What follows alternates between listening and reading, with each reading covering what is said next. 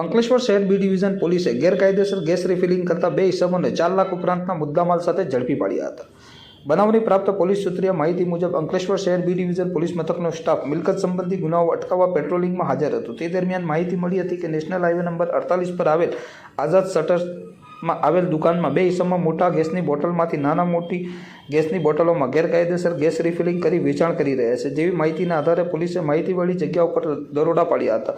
પોલીસે સ્થળ પરથી એચપી કંપનીની બોટલ નંગ 45 તથા કોમર્શિયલ બોટલ ભરેલી નંગ 1 તેમજ ખાલી બોટલ નંગ 3 કે જેની આશરે કિંમત ₹1,22,698 અને બોલેરો પિકઅપ કે જેની આશરે કિંમત ₹3 લાખ અને 2 મોબાઈલ ફોન કે જેની આશરે કિંમત ₹10,000, એક વજન કાંટો અને રિફિલિંગ કરવાની પાઇપ કે જેની આશરે કિંમત ₹600 મળી કુલ ₹4,33,298નો મુદ્દામાલ કબજે કરી પકડાયેલ બંને ઇસમો જાકુબ ઇસક ગાજી અને બરકતભાઈ ઇલિયાસભાઈ મોહમ્મદ બંને મૂળ રહેવાસી રાજસ્થાનના વિરુદ્ધ કાયદેસરની કાર્યવાહી હાથ ધરી હતી.